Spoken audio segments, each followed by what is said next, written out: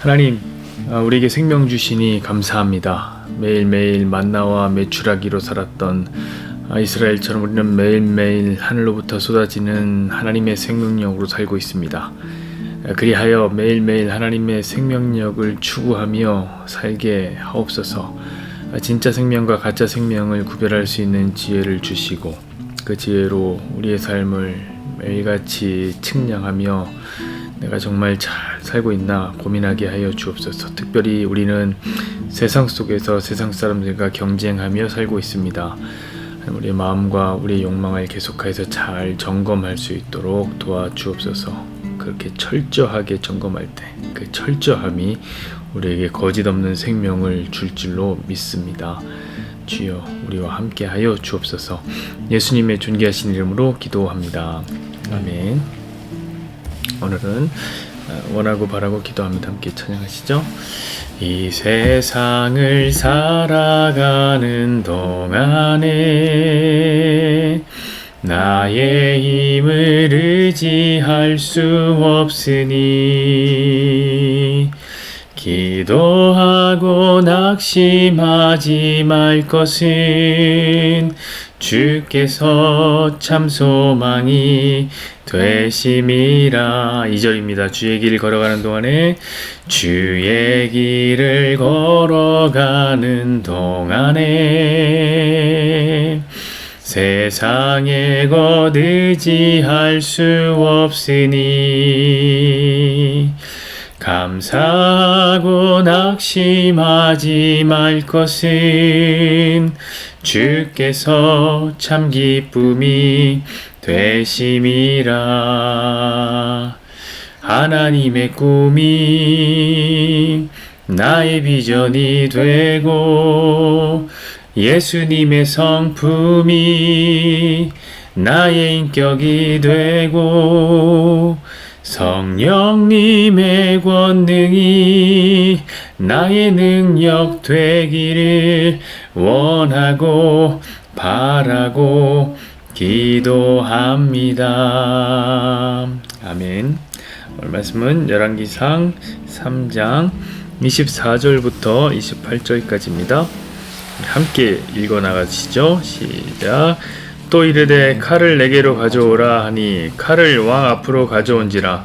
왕이 이르되 산 아이를 둘로 나누어 반은 이 여자에게 주고 반은 저 여자에게 주라.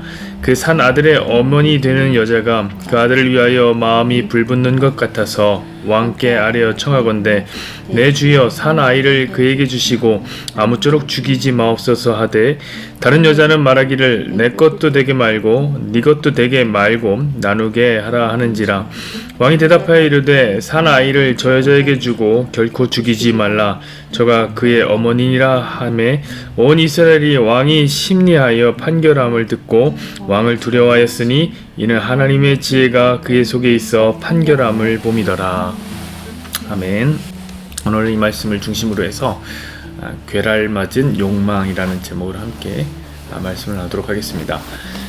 오늘 말씀은 솔로몬의 지혜, 솔로몬의 재판으로 유명한 본문이죠. 자, 두 여자가 한 아이에 대한 권리를 주장하고 있습니다. 그때 솔로몬이 어떻게 합니까? 어머니의 모성을 이용하여서 진짜 엄마를 찾아주죠. 지금까지도 많은 사람들이 정말 멋있다 라고 생각하는 지혜로운 재판 일화입니다.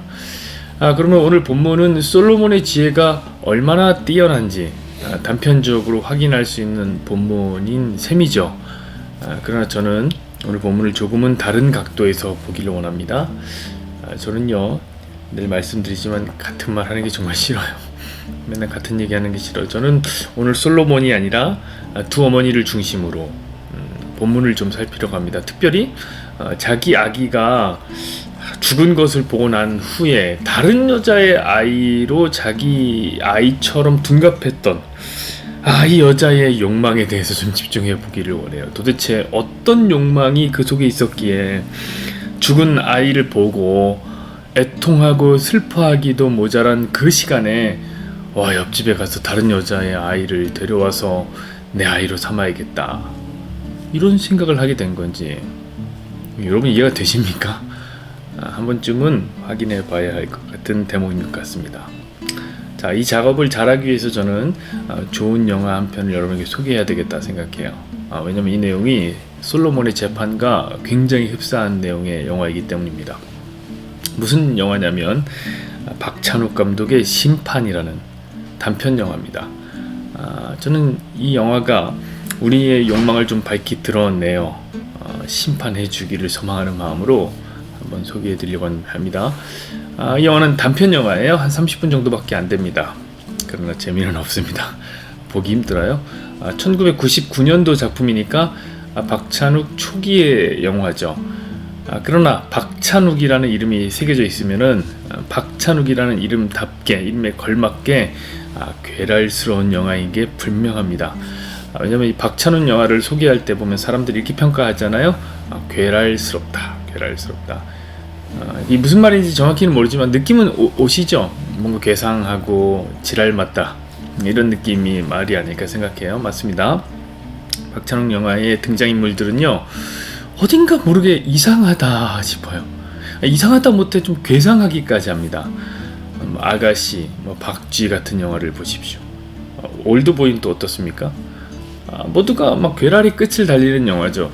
저는 아직도 그 박쥐의 그 김혜숙 씨의 연기, 그 신하균 씨의 연기가 너무 보고 충격을 받아갖고 처음에 봤을 때는 막 꿈에도 나오고 그랬어요. 그 눈빛이 막 뇌리에 박힐 정도로 괴랄 맞은 영화들입니다. 비교적 최근의 영화죠. 그 헤어질 결심이라는 영화는 또 어떻습니까? 이 영화는 심지어 장르가 로맨스예요. 로맨스인데도 불구하고 등장인물들이 아주 괴랄스럽습니다. 자, 심판이라는 영화. 심판이라는 영화 역시 괴랄 맞아요. 역시 박찬욱의 영화죠. 그 내용이 뭐냐면은 하나의 시체를 둘러싼 죽은 욕망들에 관한 이야기입니다. 이게 왜 죽은 욕망에 대한 이야기냐면, 영화의 내용이 뭐냐면 이 시체가 바로 내 딸이다, 우기는 사람들의 죽음을 향한, 진짜 죽음이잖아요. 죽음을 향한 욕망이 잘 들어있기 때문에 그렇습니다. 내용이 이래요. 자, 심각한 재해로 건물이 무너집니다. 사람들이 죽었어요. 그 그림은 안 나와요. 그 중에는 보면은 당연히 가족이 없는, 가족이 안 나타나는 무연고 시체들이 있을 거 아닙니까? 그런 무연고 시체가 이 시체 이 거만소에, 이렇게 안치소에 딱 있는 거예요. 근데 이 시체를 보니까 심지어 가족이 나타나도 이게 모를 판이에요. 왜냐면 너무 많이 훼손되어 있고 너무 많이 오래 방치되어 있어 갖고 육안으로는 이게 식별이 안 돼요. 자, 그런 시체 하나가 있단 말입니다. 근데 어떤 부모가 나타나서 이 시체가 자기 딸이라고 주장하기 시작하는 거예요. 매우 이상하잖아요. 왜냐면 얼굴이 확인이 안 돼요. 몸이 다 훼손돼 있어. 근데 자기 딸이라고 막 거침없이 주장을 하는 거예요. 그런 한편으로는 그런 생각도 또 들어요. 그래도 부모라면 아주 작은 힌트에서라도 진짜 자기 딸이면 얼굴이 이렇게 다 뭉개지고 해도 알아볼 수 있는 방법이 있지는 않을까, 그런 생각이 들기도 합니다. 여러분도 다 그냥 한 부분 봐도 단위 건 한 부분만 딱 알잖아요. 그런 생각을 하던 차에 갑자기 그 시체 안치소에서 일을 하던 장의사가 이 시체는 내 딸이다, 그 주장하기 시작하는 거예요. 와, 일이 꼬이기 시작하는 거예요. 그 안에는 이 사건을 취재하려던 기자도 있었고요. 이 사건을 정리하려고 온 공무원도 있었습니다. 그런데 어떤 부부와 동시에 장의사가 이 시체가 내 딸이다 이렇게 주장하니까 막 이 혼란을 이루 다 말할 수가 없는 거예요. 그 안에서 이루어지는 웃지 못할 그런 총극이 벌어지는 겁니다. 아주 생쇼를 합니다. 막 죽은 시체 얼굴 다 상해 있잖아요. 근데 그 얼굴을 붙잡고 이 시체가 막 날 닮았네, 널 닮았네, 막 얼굴을 막 서로 비비적거리면서 뭐 그렇게 하는 너무 이상한 소름 돋는 장면들이 많이 나옵니다. 진짜 괴랄스러운 거죠. 근데 또 이 장의사는요, 자기 딸의 다리에 원래 큰 점이 있다는 거예요. 그래서 이 여자가 내 딸이라는 거예요. 근데 이 시체를 봤는데 다리가 떨어져 나가 있어요. 다리가 없어요. 그러니까 무슨 말도 안 되는 근거를 가지고 뭐 내 딸이냐 네 딸이냐 뭐 이런 어떤 이야기라는 아주 웃기는 코미디입니다. 일종의 블랙 코미디죠. 괴랄스럽게 짝이 없는 영화입니다. 근데 알고 보니까 여기 모여있는 사람들이요, 모두 다 어두운 꿍꿍이가 있었던 거예요. 먼저 이 시체가 자기 딸이라고 우겼던 부모가 있잖아요. 그 부모는요, 알고 보니까 원래 자기가 딸이 있긴 한데 행방불명된 딸이 있습니다. 그래서 살았는지 죽었는지도 몰라요. 자, 그런데 행방불명되니까 아까운 게 하나 있는 거예요. 뭐냐? 뭐가 아깝냐? 그동안 착실하게 부은 보험료가 아까운 거예요. 그래서 행방불명 보험료 못 받았잖아요. 죽은지 살았는지 모르니까. 그래서 신원 미상의 무연고 지체자가 나왔다 하니까 이거 내 딸이다 막 우기기 시작한 거예요. 왜냐? 시체로 나타나야 보험료가 나오니까. 그러니까 이 부모가 사실 시체에 관심이 있었던 이유가 뭡니까? 다 돈 때문인 거죠. 돈 때문에. 그야말로 죽은 욕망 아닙니까? 영화는 그런 욕망은 죽은 욕망이야 이렇게 못 받고 있는 것입니다. 그래서 시체라는 소재를 딱 끌어온 거죠. 생명이라고는 1도 없는 그런 죽음을 향한 갈망, 그것이다. 그러니까 행방불명된 자기 딸이 죽은 시체가 돼도 상관없는, 이게 되게 이상하거든요. 원래는 안 그렇거든요. 원래 부모는요, 자식이 죽으면 끝까지 부인해요. 그렇죠. 심지어 눈으로 봐도 이건 내 딸 아니야 뭐 이렇게 부인한단 말이에요. 그런데 그 딸이 확인이 안 돼, 얼굴이. 그런데도 내 딸이라고 막, 내 딸이 죽었다고 막 얘기하는 거죠. 이게 바로 자식을 반으로 갈라서 나누자 라고 말하는 본문의 여자와 뭐가 달라요? 똑같지 않아요? 자, 박찬욱 감독 역시 이게 바로 죽음을 사랑하는 죽은 욕망이다 라고 꼬집고 있는 겁니다. 근데 거기 나온 모든 사람들이 그런 죽은 욕망에 사로잡혀 있죠. 기자 역시 그래요. 사실을 수호하고 진리를 수호해야 되는 기자가 진실이나 사람에는 관심이 하나도 없어요. 그냥 오로지 특종을 잡기 위해서 그냥 가짜 부모가 나타났는데 막 거기서 막 환호해요. 너무 신나잖아요, 이 사건이. 그건 공무원도 마찬가지입니다. 이 사람은 어떻게든 일을 빨리 처리했으면 좋겠어요. 사람에게 관심이 없고 그저 나몰라라식의 일처리와 퉁명스러운 반응 사건에 임하고 있습니다. 자, 이 모든 것이 죽은 욕망에 사로잡혀 있는 인간 군상의 모습임을 감독은 우리에게 힌트하고 있는 것입니다. 그러다 어떻게 되느냐? 이 영화의 제목처럼 심판을 받게 되죠. 영화 제목 심판이에요. 조명이 떨어져서 그 아래에 있는 모든 사람들이 감전되어 죽고 맙니다. 끝까지 괴랄스러워요. 죽은 욕망에 사로잡혀 시체를 구하다 결국 죽음에 이른다 라는 정말 이상한 영화입니다. 그런데 또 모두 다 죽는 건 아니에요. 거기 단 한 사람이 살아남는데 그게 누구냐면 장의사는 또 살아남아요. 자, 감독은 모두를 죽음에 빠뜨렸는데 오직 장의사 한 사람을 살립니다. 왜 그럴까요? 어쩜 이런 뜻이 아닐까 저는 생각해요. 장의사는 그야말로 죽은 욕망에 기생하는 사람이잖아요. 그렇잖아요. 그래서 장의사는 누가 죽어야 살아요. 누가 죽어야 먹고 살아요. 그러니까 죽음의 욕망으로 따지자면 장의사만한 사람이 없는 겁니다. 그런 의미에서 장의사만 살아남긴 것이 아닐까. 장의사는 존재적으로 죽음의 욕망을 가진 자로 등장하기 때문에 그런 거죠. 자, 그런 의미에서 박찬욱 감독은 죽음의 욕망을 가진 사람들, 즉 인간성을 말살한 사람들은 스스로 자멸하는 심판에 이르게 되는 것이다 라고 심판이라는 영화를 다소 괴랄스럽게 만든 것입니다. 그래서 오늘 본문을 다루는데 심판이라는 영화가 더할 나위 없이 적격인 겁니다. 왜냐하면 여러분도 이 본문을 읽어보셨겠지만 오늘 본문이 또한 너무 괴랄스럽잖아요. 이거 너무 이상하지 않아요? 죽은 자식을 대신해서 다른 여자의 자식을 품에 안은, 와, 정말 괴랄스러운 여자가 등장하는 거죠. 내용도 아주 흡사하잖아요. 자기 자식임을 동시에 주장하는 두 부부, 이런 건 쉽지 않습니다. 쉽지 않아요. 게다가 이름도 심판, 솔로몬의 재판, 아주 비슷하잖아요. 저는 잘 모르겠습니다만 어쩜 박찬욱 감독이 오늘의 본문에서 영화의 아이디어를 착안했을지도 모르겠다, 이런 생각이 들어요. 다만 관점이 다르죠. 솔로몬의 재판은 관점이 어디에 있어요? 재판하는 솔로몬에게 있다면 박찬욱 씨의 심판은 관점이 어디에 있어요? 심판을 받는 사람들에게 놓여져 있는 거죠. 그래서 제가 오늘 본문을 심판이라는 영어로 설명한 거예요. 저는 관점이 사람들에게 있거든요. 자, 제 첫 질문이 뭐였습니까? 도대체 아이를 잃은 이 엄마의 마음속에는 어떤 욕망이 있었길래 아이가 죽는 그 순간에 다른 아이와 바꿔칠 생각을 했던 것일까? 이런 질문을 했습니다. 저는 이 영화를 보면서 그 질문에 답을 할 수가 있었습니다. 죽은 욕망이 그녀를 완전히 사로잡고 있었던 거예요. 사랑하는 여러분, 욕망에도 죽은 욕망이 있고 사한 욕망이 있다는 걸 아십니까? 어떤 사람들은요, 기독교가 욕망 자체를 부정시 여긴다고 생각해요. 이용규 선교사님의 내려놓음 같은 책을 읽어보면 욕망을 죄시 여기죠. 그러나 성경은 결코 욕망을 부정한 것으로 여기고 있지 않습니다. 예수님도 욕망하신다는 표현을 쓰시는데요, 심지어 자기한테 썼어요. 헬라 에피투미아라는 그 욕망인데 예수님 스스로에게 거듭하여서 그 표현을 쓰십니다. 제가 누가복음 22장 15절의 말씀을 한번 읽어드리겠습니다. 누가복음 22장 15절 이렇게 써 있습니다. 이르시되 내가 고난을 받기 전에 너희와 함께 이 유월절 먹기를 원하고 원하였노라. 여기서 원한다는 말이 욕망입니다. 욕망.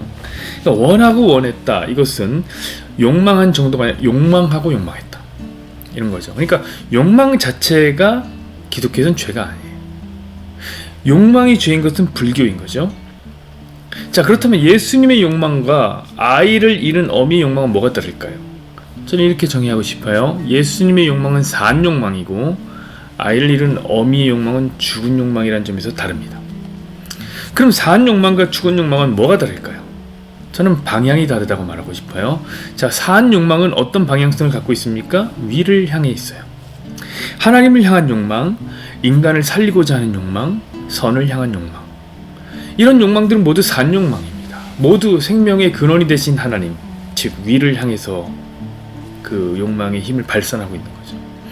반면 죽은 욕망은 어디를 향해 있습니까? 다 아래예요. 아래. 세상이 좋다고 여기는 것들.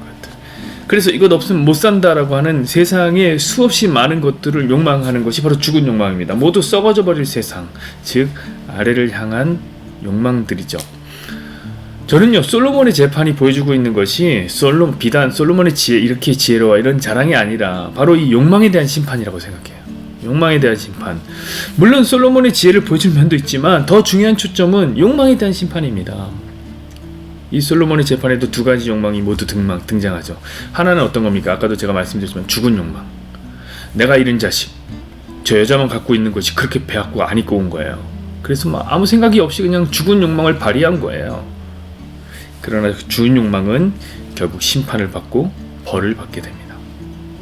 자, 그런데 또 하나의 심판을 받는 욕망이 있어요. 그게 무슨 욕망입니까? 산 욕망이에요. 진짜 엄마는 어떻게든 자식을 살리려고 애쓰죠. 내 것이 아니어도 좋으니까 아이를 살리기 원합니다. 그것이 산 욕망이에요. 인간을 살리려는 욕망이죠. 자, 재밌는 건 이 산 욕망 또한 심판대 앞에 선다는 겁니다. 더 놀라운 것은 참으로 감사한 일인데 지혜로우신 재판관은 항상 산 욕망의 편이 되어 주신다는 겁니다. 이거에 집중하셔야 돼요, 여러분. 사랑하는 여러분, 이것이 하늘의 재판관의 특이점이에요. 이건 이 세상 재판관들 그렇게 하지 않아요. 아니, 할래 할 수도 없어요. 이 세상의 재판관들은 욕망을 심판하지 않아요. 세상의 재판관들은 마음을 모을 수 없기 때문에 그렇습니다.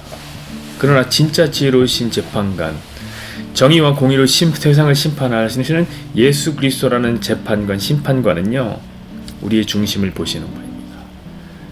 솔로몬은 예수 그리스도의 모형으로 존재하는 겁니다, 오늘. 그래야 반드시 우리의 욕망 또한 예수님 앞에서 심판을 받게 되어 있습니다. 저는 그래서 묻고 싶은 거예요. 여러분의 욕망은 지금 산 욕망입니까? 아니면 죽은 욕망입니까? 이거 묻고 있는 거예요. 살아있는 생명, 즉 하늘의 것을 욕망하고 사모하여 살고 있습니까? 아니면 썩어져 버릴 세상 것들을 욕망하며 살고 있습니까? 오늘 지혜로운 솔로몬은 우리에게 이것을 묻고 있는 거예요. 죽은 욕망은 심판받는다. 이것은 비단 솔로몬만의 경고는 아니죠. 우리가 오늘 함께 잠시 이야기했던 박찬욱 감독 역시 심판이란 영화를 통해서 우리에게 그렇게 얘기하는 거예요. 모두가 죽은 욕망을 뽐내고 있을 때 결국 어떻게 됩니까? 모두 감전되어 죽어버리자. 심판을 당하잖아요. 죽음을 욕망하는 자들에게 하나님이 줄 수 있는 것은 죽음밖에 없는 겁니다. 그러므로 저는 저와 여러분이 이 욕망을 잘 감시했으면 좋겠어요. 우리의 욕망을. 저는요, 세상으로 나온 성도들에게 욕심 버리라 말은 못하겠어요. 솔직히 얘기해서 욕심을 버리라 말 못해요. 여러분, 욕심 없는 인간을 보신 적 있어요? 저는 없지만 혹시 있다면 얼린 동태 마냥 쾌할 것 같아요. 영혼이 없는 사람처럼 그런 느낌이 들 것 같아요. 여러분, 욕심, 욕망이란 하나님께서 인간에게 주신 아주 자연스러운 감정입니다. 특별히 직장생활, 사업하면서 욕망하는 건 당연하죠. 추구하는 것이 없이 어떻게 동력이 생길 수 있습니까? 그건 말도 안 돼요. 그러나 우리가 알아야 될 것이 하나 있습니다. 뭐냐면 여전히 욕망에는 상욕망이 있고 죽은 욕망이 있다는 사실입니다. 그리고 무엇을 추구하는지 그것은 여러분이 선택하십시오. 다만 죽은 욕망을 선택할 때 인생이 좀 괴랄스러워질 수 있다는 점을 알고 선택하셨으면 좋겠어요.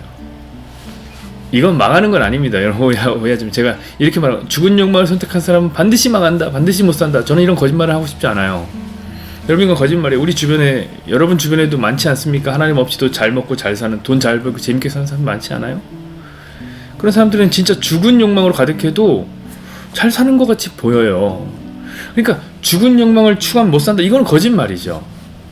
그러나 제가 이건 여러분이 확실하게 약속드릴게요. 여러분, 죽은 욕망을 추구하는 삶을 살면요, 인생이 반드시 괴랄스러워집니다. 이런 생각 들어요. 이게 뭔가, 야, 내가 이걸 위해서 살고 있는 게 맞나? 내가 잘 살고 있나? 뭔가 이상하고 괴상한 기운이 계속해서 감지됩니다.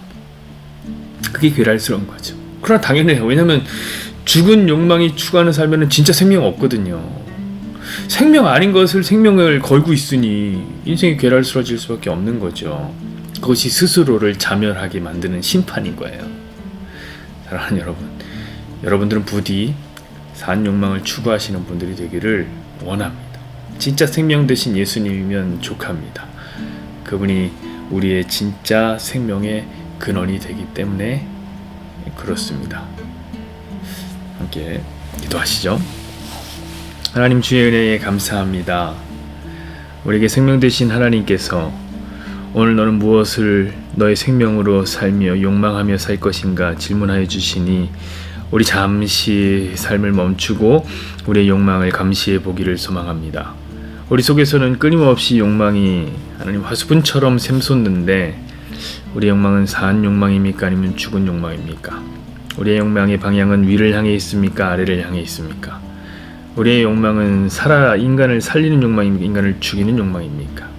하나님, 돌아보게 하여 주시고 언제나 위를 향하여, 진짜 생명이 있는 위를 향하여 우리의 욕망을 발휘할 수 있는 진정 산 욕망으로 가득한 우리 모든 주님의 백성들 되게 하여 주시옵소서. 이제는 우리 주 예수 그리스도의 은혜와 하나님 아버지 한량없으신 사랑하심과 성령 하나님 도와주시고 함께 하시는 역사가 오늘 사한 욕망을 추구하며 사한 욕망으로 가득 찬 인생을 살기를 소망하는 여기 모인 주님의 백성들 머리 위에, 이들의 직장과 사업터 위에 지금으로부터 영원까지 함께 계시길 간절히 축원하옵나이다. 아멘.